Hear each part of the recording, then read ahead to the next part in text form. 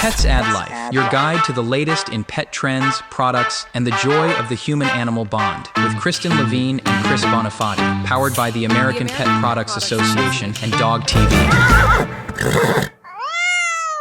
Hello and welcome to another episode of Pets Add Life. I have missed you all dearly. I am, of course, Chris Bonifati, and joining me as always is the woman who holds down the fort with no escort. It is Kristen Levine. Kristen, how are we doing today? Oh, I'm doing great. I am so happy you're back. I know. We've missed you. I've had a mystery mission that I will now reveal. Oh, thank goodness, because everybody's been asking. And it's sort of a good news, bad news thing. I'm going to start with the bad news. The bad news is that, unfortunately, we recently lost Tiger. My cat, who, if you've been listening to this show, has been a regular reference, who never really appeared on camera because she's camera shy. Natural causes at home. She was 22. Most people don't get to have their cats until they're 22. So we're truly blessed. Obviously, still incredibly sad. She was my wife's childhood cat. My wife got her when she was 8 years old. So that is a big piece of her childhood that's gone. That said, there's good news too. As my wife and I very good news. Welcomed our son Grayson into the world. So no, I did not take 2 months of bereavement for my cat, though it was very sad. I've been on paternity leave, handling that and waking up in the middle of the night and washing bottles and changing diapers and all that good stuff. I'm training him well. I've already got him a little plushy microphone. He's cooing into that thing. We're gonna get him. Aww. We're gonna get him all set up with a podcasting career by the time he's old enough to speak. We're gonna set up his college fund through that kind of stuff. There's gonna be a link to donate to his college fund at the end of the stream. I guess that's not gonna be a thing. I would not be surprised. Well, no, they gave me an estimation of how much college is gonna cost when he turns 18, and let's just say he's gonna be a carpenter. But Chris, I was really hoping we get to meet Grayson on the show. Where is he? Grayson is currently at Michael's, the store, with his mother, because I'm still at home. I'm still working remotely, and I am not good enough to do this job with all the distractions. So he's running some errands with mom. But maybe when I move into my new office, and he's a little bit older and less destructive. He's just recently learned... Destructive? He doesn't walk yet. No, but he's learned what his hands do. Oh. And he likes to knock things around and over. But he's so adorable. He's the best baby. He's already sleeping so well and eating so well. And everybody's happy and healthy. Mom's doing well and all that jazz. But it is good to be back here in Pal Land. I've listened to the show, of course, while I've been on leave. And was worried about my job a little bit. We had some pretty good good guest co-hosts while you were gone. You guys had some great content while I've been gone. The show's been amazing. You had some great guests too. Very jealous that I didn't get to meet them. But we're back to our regularly scheduled program. 2 stories, 2 products, 2 guests, 2 questions with Chris and Kristen, the way God intended.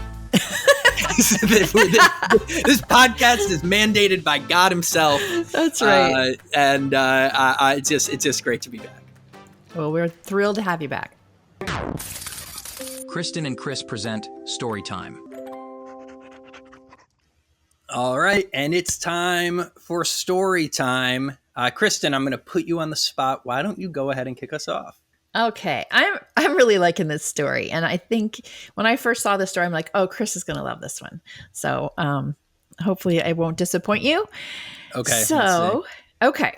Now, it's getting cooler out, and as you know, I used to live in Florida, and I'd say November's about when Florida starts to get a little bit of cooler days and nights. So as we head into those cooler nights, a quirky but very real phenomenon is coming back, and that is falling iguanas.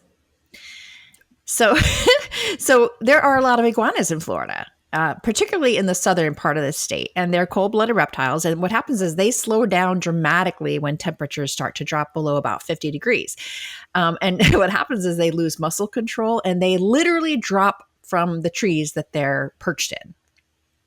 Now, little science lesson for you here. It's called this condition is called torpor or torpor, TORPOR, and it's just a temporary state where the animal's body temperature, metabolism, and heart rate and breathing slow down to conserve energy, and it's sort of like a mini hibernation. And it's not just iguanas; it also happens with bats, hummingbirds, chipmunks, and some other amphibians and reptiles. So, if you are a Florida dog or cat mom or dad and you are out walking outdoors with your pet on a cold, chilly Florida evening, watch for falling iguanas, which can keep that umbrella handy. I don't know if an umbrella would help, but I like to imagine it would. Yeah, it'd have to be a sturdy one though. But a very sturdy umbrella, yes, or a net, perhaps. Yeah, a net like a crabbing net. You could just sort of catch them out of the air. There we go. I guess it's raining cats and dogs and iguanas. Yeah. So, what kind of story do you have this week? All right, so I'm over here. I've got my Global Pet Expo logo wear on. We're in the heat of show planning right now. Show's almost sold out. We're ramping up for another amazing event, and I love telling my friends and family about my job and stuff. And recently, I was down in Myrtle Beach and met a friend of my father-in-law, who kind of made a comment about how my job seems easy. And here's a story I found in the news that sort of disproves it. So Global Pet Expo, big show. Everybody wants to be us. So they tried to do London Pet Show Live over in the UK. And needless to say, here's the headline. Here's how you know how the show went.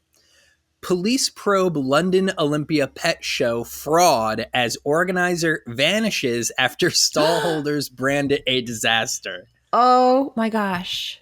So they were trying to bring in, and this is the London Pet Show Live at Olympia, and they were trying to bring in 20,000 visitors, which is just about what Global Pet Expo does. And first time doing a show, even if you have something with broad appeal like pet, you're not going to get 20,000 people, right? So that's the mistake. People were saying it was closer to 2,000 attendees, and the space was largely empty. So 2,000's very small. 2,000, because not everybody's on the show floor at the same time. That probably means about 500 people are on the show at a time. So it did not go well. So this guy, I think the Elite Event Live's director, Oscar von Keisel, disappeared and ceased all communication, which honestly, sometimes you just gotta ostrich your head into the ground. He just crawled into a hole somewhere. He previously pleaded guilty to 5 offenses of misleading and deceiving advertisers while running a publishing company in 2010. The whole thing is such an abject disaster that I'm no longer stressed about Global Pet Expo because I know it would take a concerted effort for me to create a show that goes that poorly. I would have to try to do that. So even if I just wung it the whole time, I still wouldn't do that. But hearts going out to all those in London. Did you share that story with your father-in-law? No, not yet, but I will. It did make its way around our office. Everybody's like, haha, that's not so easy, is it? Yeah. Not so easy, is it? Well, I have seen firsthand how hard you work at the show and everybody else is part of it. It's a solid, you're starting like 2 months after the show for the next show or 2 weeks later? Pretty much a few weeks later. Yeah. Yeah. It's a big deal. Well, if you were a exhibitor at the London Pet Show Live, take a shot at Global Pet Expo. I think you'll have a better experience there. It won't be worse, that's for sure. Beyond the Leash, exploring the untold stories of pet passion and professionalism. It is my pleasure to welcome Renee Talbott, the author of Unleash Your Grief, The Truth About Pet Loss, a heartfelt and healing guide that validates the deep pain of losing a beloved animal companion. After losing her 15-year-old dog Rudy to cancer, Renee was moved to write a book that gives grieving pet parents the comfort, tools, and permission to mourn fully. All proceeds from her book are donated to nonprofit pet financial aid foundations that help owners cover veterinary costs. With Unleash Your Grief, Renee is on a mission to make one thing clear. Pet loss is real grief, and those who love their animals deserve support, not silence. Renee, thank you so much for being here. Oh, thank you for having me. I'm so excited to be here. And, you know, this is ironically, or maybe not ironically, might not be the right term, the perfect guest to have on. Early in this episode, I announced that I just recently lost my cat, Tiger, who was 22. She was so old. She had a great run. So I definitely understand where you're coming from, but I want to hear a little bit about your story and how your experience losing Rudy sort of led to you writing this incredible book. Absolutely. And first, let me say I'm so sorry about Tiger. I know, like you said, I feel your pain. I know how that is. It's very difficult. So I'm going to backpedal a little bit and kind of go to the beginning and give you a little backstory about Rudy, and that will kind of lead up to why I did the book and that sort of thing. So when my son was a young boy, he's an only child, and he wanted a dog to grow up with. And of course, I wanted that for him too, but I wanted to wait until he was obviously responsible enough. I told him you need to be able to feed the dog, let the dog out, and walk the dog. And he just wasn't at that point yet. But I said, if you'll save up your money, and in that process, be learning about what you need to do, save your allowance, save any birthday money you get, and we'll go to the shelter at the right time, and we'll rescue a dog.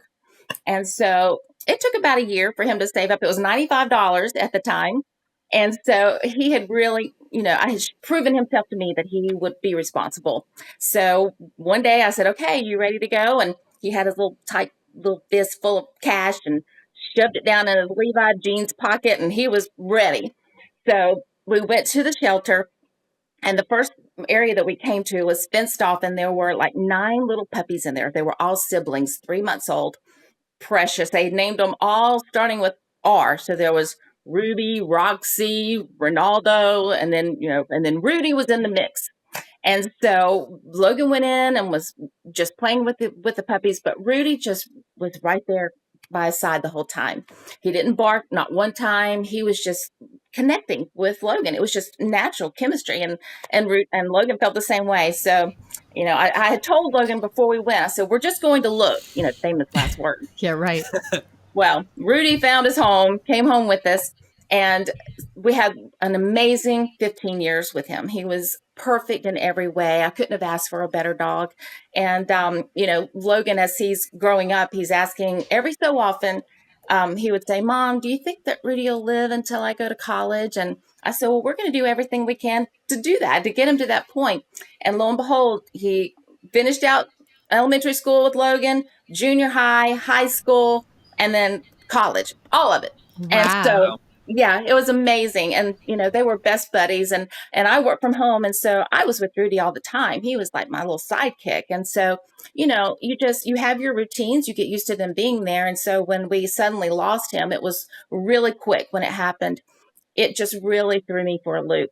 And so, I didn't really know what to expect as far as what the grieving process was. I had never gone through that. So I just started doing research, trying to figure out ways to help myself to kind of move through the process, reading blogs, reading articles, anything that I could do. And I would just journal and make notes. I'm a writer, so that's what I do. And as I was going through, and of course, I'm also a Christian, so I was praying for God to heal my heart and show me what to do. And I just felt like, I'm writing this down anyway. I need to do this in Rudy's honor and help other pet parents that are going through it. There's millions of people going through this every day.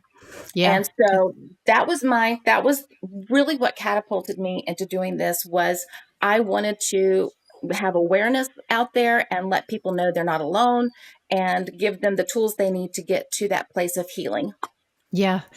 It's interesting because obviously all of us pet parents have talked to other pet parents who are going through the grieving process. And in the book, you talk about it being real grief, which we all know who've been there. We know that it's real grief. But why do you think it is that so many people feel they hesitate to grieve openly, or they feel like they have to keep it inside? Why do you think that society still is kind of minimizing that That type is of grief? that is something that I still have a hard time wrapping my brain around because, you see pets with people everywhere and you think, okay, why would people not really acknowledge that?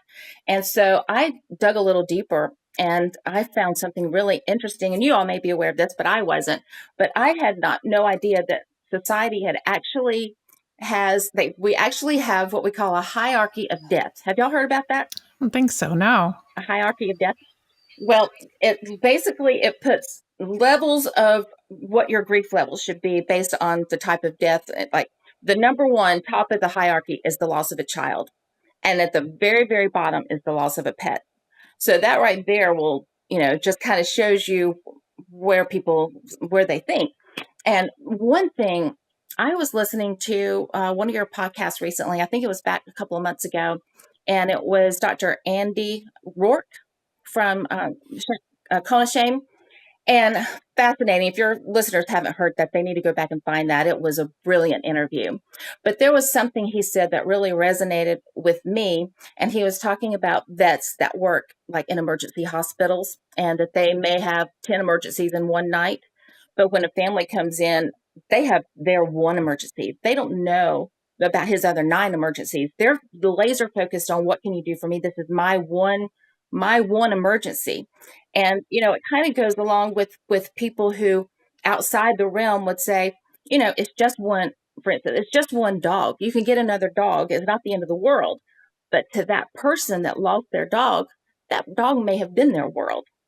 And so, it's just, it's sad that there's not the rituals that I think the rituals sometimes may help that we have for humans in place and kind of do things like that for our pets. But yeah, unfortunately, there needs to be, some real recognition in that because people do tend to withhold and not really, or they're not very forthcoming with their grief or because they feel ashamed or guilty or feel alone.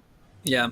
And I'm happy you mentioned the emergency vets there because you're donating the proceeds of this book to nonprofits that help family with those big emergency veterinary bills. Can you talk a little bit about some of the organizations that you're working with and maybe how they're helping some of these families? Absolutely. Yes, that was something that was huge for me because when I was trying to make decisions for Rudy, I was, trying to I was his only advocate. I had to make the decisions for him. And so I did a lot of research, with and information from the vets, from the oncologists, the best route to go. And when I got the decision, they told me that the best route was surgery, that they felt like he would come through and have a long life after that, or at least up to whatever his normal life expectancy would be. And so, of course, there's the financial aspect of that as well. And it's tough. It really is. It's difficult. And so when I first got the news that he was going to have the surgery and I got the estimate of what the bill was going to be, I immediately came home, pulled out my computer and just started writing down places to call and filling out applications. And the 2 that helped me was the Mosby Foundation, and they're based out of Virginia, and then Murray's Fund, which is based out of where I live in Matthews. They actually were the oncologist office. And so those are the ones that and I'm open to doing more once I kind of vet some other ones, but I know that these people intimately and got to have good relationships with them. So I know their work and what they do.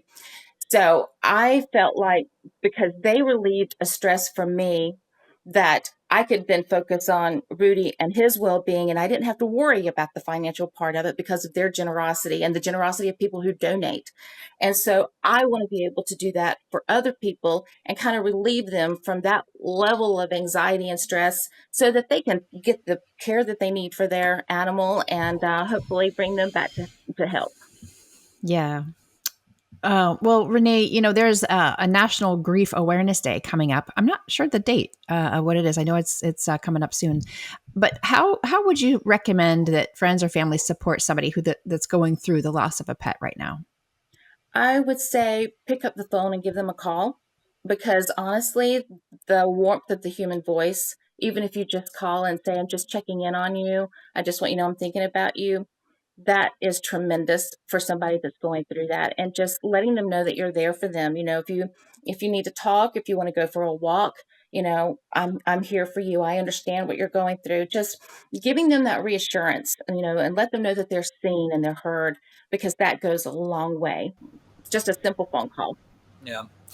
Well, Renee, we're coming up at the end of our time here. Can you let our wonderful viewers and listeners know where they could find your book or find you on social, anywhere where they could follow your story? Absolutely. You can go to unleashyourgrief.com. That is my website. And you can get the book there. You can also learn about the foundations and more about me and more about Rudy. And you can also find it on amazon.com.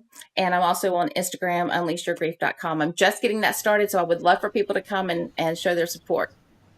There you go. Fantastic. Let's give Renee here a follow and pick up the book, especially if you're, I'm fortunate that I work in the pet industry. I'm surrounded by people who understand, what the loss meant to me.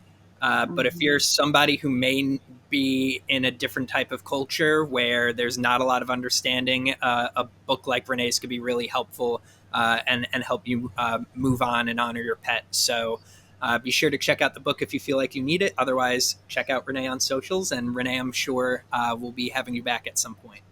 Thank you so much. I really appreciate it. Great. Thanks, Renee. Yeah, I was going to add one thing to what Renee was recommending, but it really helps the person who's lost the pet to talk about their pet or to be asked about their pet. Or I would always love it when people would tell me that, hey, I remember the time that Buck did this or Buck did that. And that always really lifted my spirits. Yeah. And I would say the reverse is true too. If you've lost your pet, talk about it.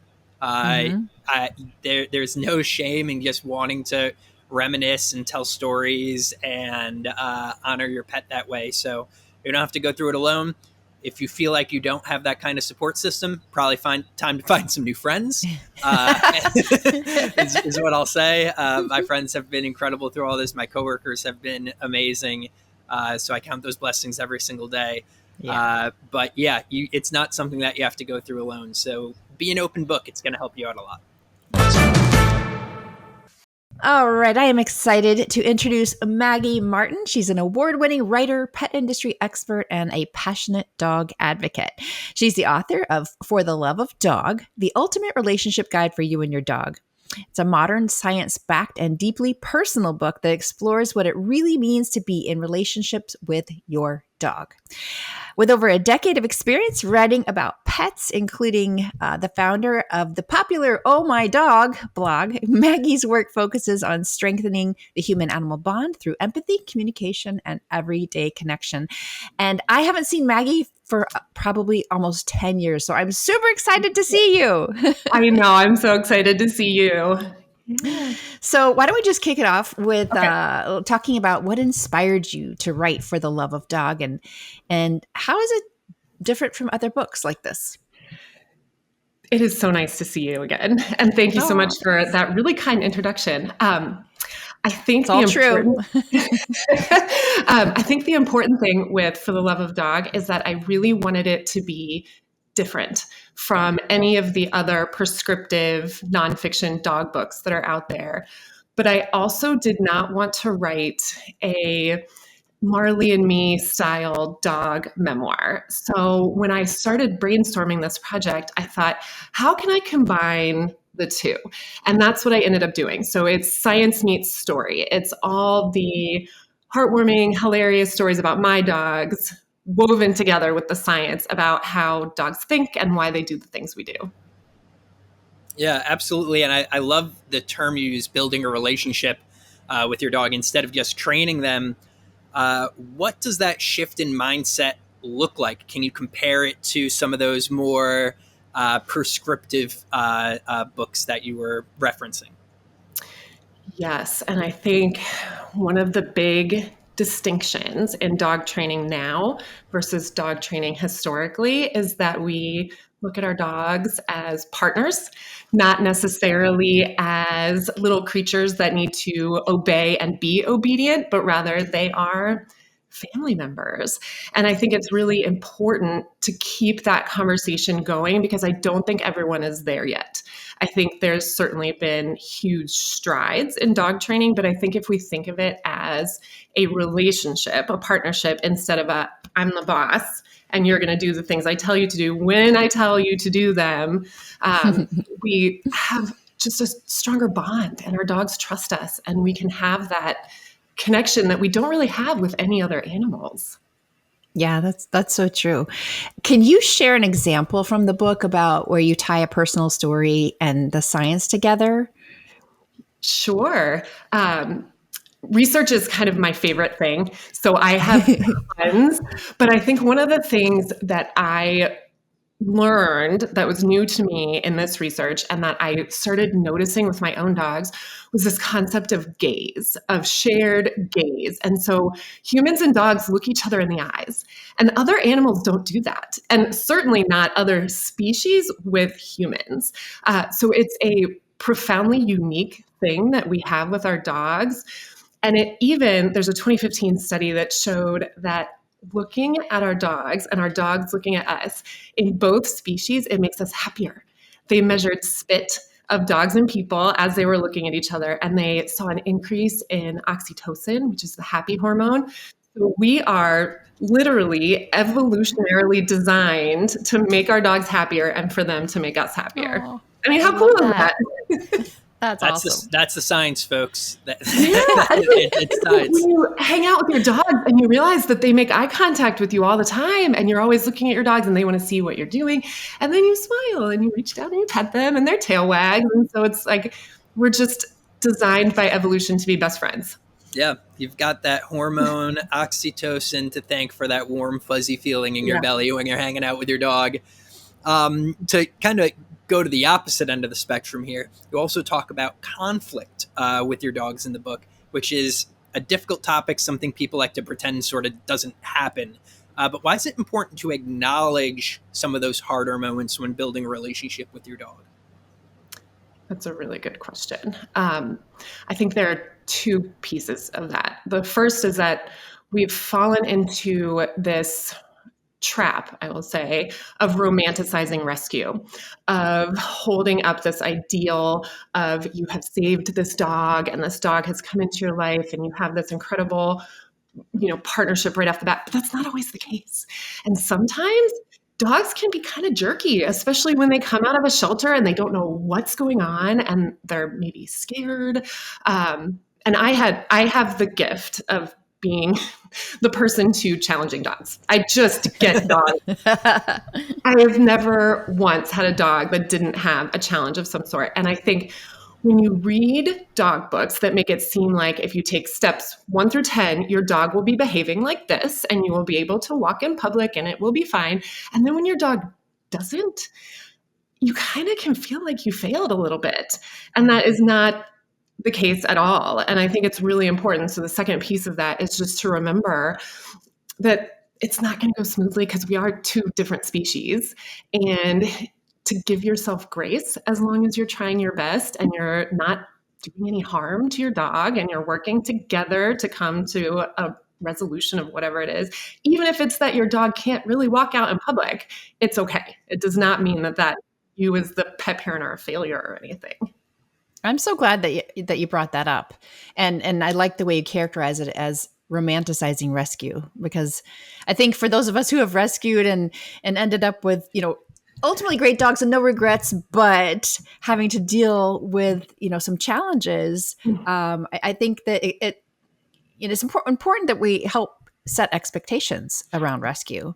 And your book also dives into canine cognition and emotional intelligence. So what are some of the things that pet parents should understand about how dogs think and feel, whether it's just about your current dog or about going into an adoption or a rescue situation?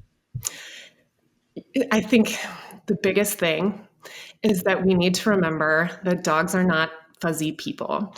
And there are dogs everywhere. You can't go through a day in life without seeing dogs, even if you don't have them. And I think we humans have sort of taken it for granted that dogs are just part of the human system. And the reality is dogs are a different species. And so the things that we humans don't care for, like jumping into faces or eating garbage, or my dog Emmett could find a chicken bone anywhere in the city. He was summoning them. But he was probably like, this is the greatest day. I found a chicken bone under a bench. Those are things that we humans can get too frustrated with. We don't extend the patience to our dogs to say, I think the example that I love is walking on the sidewalk. How boring is that to a dog? It is a straight path of scratchy concrete that doesn't feel good on their pads, when on either side there's bushes, there's mailboxes and lampposts and all this stuff that they want to pull us to. And we're like, don't pull. Well, the reality is, in order to have that bond, we have to meet dogs where they are and teach them manners and teach them safety and take care of all of those important pieces, but also not forget that they're dogs and not people who should be acting like little fuzzy people. Yeah. Yeah. And I want to piggyback off that a bit, because one of the other things, something I really associate with people that you mentioned in this book, is the concept of consent. And I'm really curious, because I'm struggling to wrap my head around it, on what consent looks like in practice with dogs, especially for maybe difficult situations like going to the vet, going to the groomer, these things that we as humans feel like need to be done. But a dog won't be able to understand, I have to go to the vet. All they can think of is the vet puts a thermometer in my butt and I don't like that. So what explain your concept a little bit to us, please. Well, just to emphasize the point that I'm not a trainer, I am just someone who is obsessed with animal behavior, and I spend all my time reading about and researching animal behavior. There are a lot of places we can extend choice to our dogs. There are a lot of places we can't. If your dog is sick and needs to go to the vet, you as the human have to make that judgment call, and you have to hold them while they get their thermometer.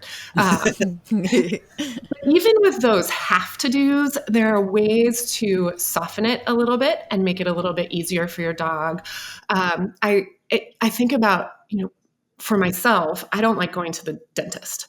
I just don't like it. It's very uncomfortable. I feel so awkward with someone's hands in my mouth. But when my dentist can talk me through every step and say, the next thing I'm going to do is use this tool, and I'm going to do, and so it's the same concept of extending that respect to our dogs, like showing them the clippers. And if they flip out, that's okay. We're just not going to clip anything today. And it might take longer, and you have to be a little more patient, but letting them have choice. Even building the trust with something as simple as letting them pick which direction you go on your walk allows them to be empowered. Let them follow their nose, give them the chance, instead of saying, no, we're going this way. I need to get my steps in. We have to go this way. Follow your dog. I was doing a dog training class. I have a puppy now who is challenging, and he is very hesitant about certain kinds of touch. And so the trainer is having us work with a washcloth instead of our hands, because just that little separation between my actual fingers and her skin is helping her feel more comfortable. So we're able to take the washcloth and rub it on her shoulder. And as we practice, drop the washcloth, use our hands. So kind of build up the trust, not force. Mm-hmm. Yeah. And that kind of, this next question, you started to answer it already, but what's something that we can do as a daily habit or practice with our dog that can instantly improve our relationship with our dog? I used to think it was a daily walk, and I would have said walking. And I think a lot of people do say walking, take your dog for a walk, spend that time bonding and getting exercise. But I have noticed, and you guys have probably noticed this too, that people, when they're out walking, they're looking at their phone, or they're listening to an audiobook, or they're yanking their dog away from a sniff spot. And so I think walking has become too much of a distraction, and there's too much distance between, one side of the leash and the other of what you and your dog want. So I think the answer now, and what I've been striving to practice with my dogs, is just 5 minutes of play, of doing something that they like to do without my phone, without the TV on, without music playing, that I'm just one-on-one focused on this, whether it's tug or throwing a ball, or for a senior dog, even if it's just a scratch on the couch and you just kind of cuddle up with them where they're comfortable. Just 5 minutes. If you have more than that, great. If you only have 5, distraction-free attention. Yes. Doing Undivided something attention. Yes. I don't think I could give anything my undivided attention. That's a personal issue. That's a personal problem. Not you. I think it's everybody. You look around and everybody is so distracted. And I think when you do pay really close attention, you can see the things that make your dog uncomfortable. You can see the things that make them happy. And then you can do more of the happy things and less of the uncomfortable things. Yeah, keep it simple. Keep it simple. Yeah. Well, Maggie, we're running up on time here. So can you tell everybody where we can find your book, For the Love of Dog? Sure. It is available wherever you prefer to buy books. I definitely encourage you to go into your local bookseller and ask them to order it for you if they don't have it, but online, anywhere you like to buy your books. Excellent. And where can we follow you and find out what you're up to next? I think the best place is probably Instagram. I'm really starting to love this platform, and it's just Maggie Marton on Instagram. Okay, Maggie Marton. Mm-hmm. Well, Maggie Marton, it was so good to reconnect with you, and I can't wait to read the book. And thanks so much for joining us today. Thank you so much for having me. This was really fun. Now that is, we have a lot of authors on this show, and I would like to say I read all the books, but I don't. But this is definitely one I want to check out because I know Maggie does her research, and I'm sure there's lots of great takeaways.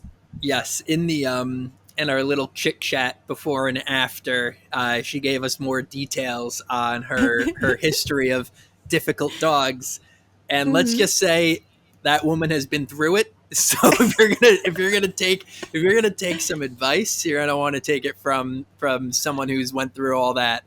100%. She really does know her stuff. The product of the week. It's time for the product of the week, and I'm laughing because we were being silly before we cut in. We have fun on this show, folks, and we've got some great products for you. And I am gonna kick it off. Do it. I was looking for some stuff for y'all, and I decided to turn to Oprah, as we all do when we are in need. Is this one of Oprah's favorite things? This is one of Oprah's favorite things, and I it's one of those things where I had to see if it existed because my wife was using dry shampoo. And I was like, that's so easy. Like, you're not that dirty, right? And you just want to touch up your hair. You want to make it nice. You're going to do your hair. You don't want to wet it and stuff like that. What a nice product for people. Does that exist for dogs? And if not, can I make it and become a millionaire and never have to do this podcast again? Well, it does exist. Unfortunately for me, it does exist. And it's from Pride and Groom. They call it the Maine Tame. And it's exactly what you think it is. It is a gentle hypoallergenic shampoo that cleans, hydrates, and refreshes coats without harsh chemicals. Especially great if your pet just managed to get themselves a little tangled. Now, you're going to want to give them a bath and shampoo them if they've been rolling around in the mud all day. But if you have like let's say like a very urban dog who's mostly going on like sidewalked walks to use the bathroom, and maybe they're older and don't really play around so much, and they just sort of got like tassels on the bottom of their belly all matted, you spray some of this in and you could just comb it out. Likely much easier than doing the full bath routine. Oh, yeah. So I think it's a great little product. MSRP at $38 right on the website. It'll be in the show notes as always. So check it out if you want a grooming solution. Dry shampoo. I don't know how I lived without dry shampoo. You didn't start living until your first dry shampoo. That's right. That's right. And I love that. I'm going to try that for Tulip because she, in between bath time, she's not necessarily dirty, but sometimes she just has a little outside smell. Like So a little dry shampoo, freshen up the coat, freshen up the odor. Okay. So my product of the week today it's a dog backpack carrier. And this was really cool because, first of all, I found out about it because this girl that I work with, Erica, she lives in New York City and she has an adorable little dog named Cobweb. And I love cobweb. I saw this picture of her with with a backpack with little cobweb in the back, and I asked her about it. And she loves it. She says she takes cobweb everywhere with it. But it was actually recommended to her by Cobweb's physical therapist at the veterinary office. And the reason it was recommended is because some of these backpack carriers are not, the base of them isn't big enough for the dog to kind of curl up and lay down when they want to. So this one's got a little bit of a wider base so that your dog can comfortably sit up or lie down. And that's important, especially if you're going to be gone for, quite some time. And there's also, I noticed some people wear those, what do they call, baby Bjorn kind of carriers? Yeah. That, I guess they're kind of like using the concept for babies, but for dogs, where the dogs are like in there, like a human with their legs sticking out. And that's actually not a good posture for a dog to be carried around in. So yeah, it's made by, I'm sure it's a Chinese company, WOYYHO. So Woyo is the brand. I've put a link in the show notes if you want to check it out. It's like only $25, and it is for dogs that are like probably 18 pounds or less. So check that out. That was a very New York City pitch. Dog named Cobweb in a backpack. Yeah, has a physical therapist. It's very New York City. Q&As. All right, folks, it's time for our favorite part of the show. That's right. We're going to answer 2 questions from our lovely audience at home. And I know what you're thinking. How do I have my question answered by Chris and Kristen? Well, it's quite easy. Head on over to petsadlife.org/podcast. Scroll on down to the bottom of that page, and you'll see a form to submit your question.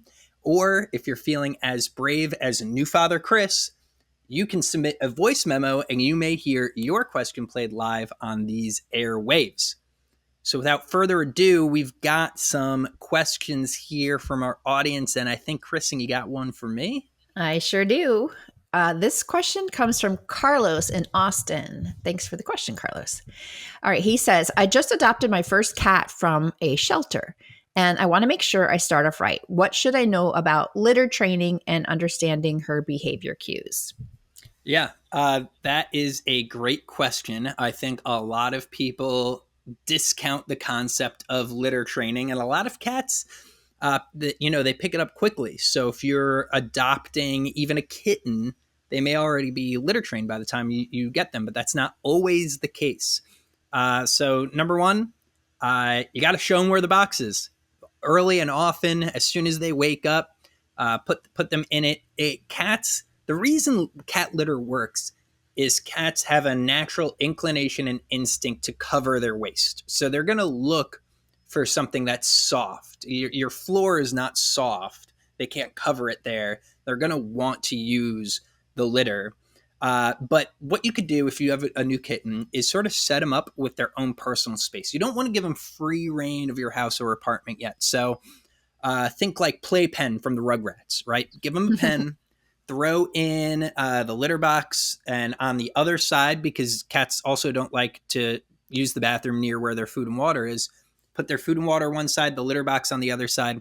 And when they wake up first thing, put them in the box, give them a treat if they use it properly. You don't have to worry. And, we're not negative reinforcers on this show. So don't feel like you have to punish or discipline your kitten if they mess up. Just clean it up. And next time, move them over to the box. Keep a good eye on them. They require a lot of supervision anyway. If that cat is posturing to pee or poop, pick them up, put them in the box.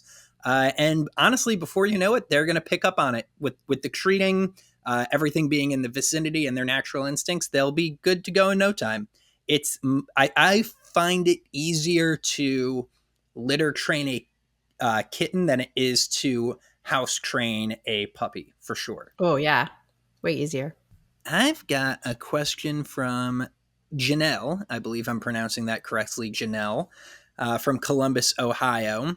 And they ask, what's the actual process for registering a dog as a service animal? And how can you tell if your dog is a good candidate for that kind of role? That's a very good question.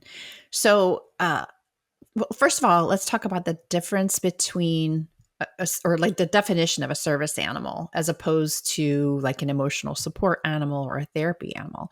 A service animal is a dog, usually a dog, that is trained to perform specific tasks for somebody that has a disability, like, you know, a guide dog for the blind, or maybe alerting someone who has epilepsy.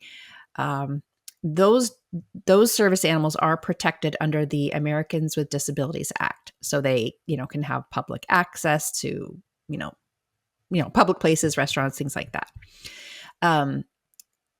Now, emotional support animals are animals that they basically just offer comfort through their presence. So they're not trained to perform a special task, and they are not protected under the ADA Act. And then, of course, therapy dogs are trained to provide comfort in settings like hospitals or schools, but they are not serving a particular individual. So if you're talking specifically, Janelle, about a service animal, you or someone in your family must have a disability, a documented physical or mental disability. And if that is the case, then the dog has to be individually trained to do work to perform whatever tasks would assist you or that person in your family with their disability. So again, like alerting for a seizure, retrieving objects if the person has mobility issues, things like that. And you don't actually have to register a service animal. There's no like official registration, but they do have to be trained by a professional to meet the needs of that person. So yeah, and I guess as far as how to know if your dog has a temperament for that, they obviously want a dog that's calm, trainable, confident, not easily startled, and that responds well to commands, obviously, and is physically fit. That doesn't have their own limitations that might limit how they could help the disabled person. So I hope that helps. I know people use service animal, to kind of as like an umbrella term for a lot of different other types of animals that help people. So I just wanted to kind of clarify those definitions. That is some great information. I don't think that my family's dog would make it as a service dog. She's just she's just head in the clouds. Absolute head in the clouds. Maybe a therapy dog though, because she is very gentle. But yes, the rigors for being a service dog are much higher. All right. Well, that brings us to the end of our show. How about that? Oh man, it goes so fast. It does, but it was good to have the gang back together, the dynamic duo, the terrific trio if you include Ron. The whole gang here, bringing you episodes every single Tuesday. Catch us on video on YouTube and DOGTV. Catch us on our social media for all sorts of fun little clips, important announcements, and things like that. Don't forget to like, subscribe, and share the show with an animal lover or an animal hater and turn them into an animal lover. We will see you all next week. Pets Add Life, your guide to the latest in pet trends, products, and the joy of the human-animal bond, with Kristen Levine and Chris Bonifati, powered by the American Pet Products Association and DOGTV.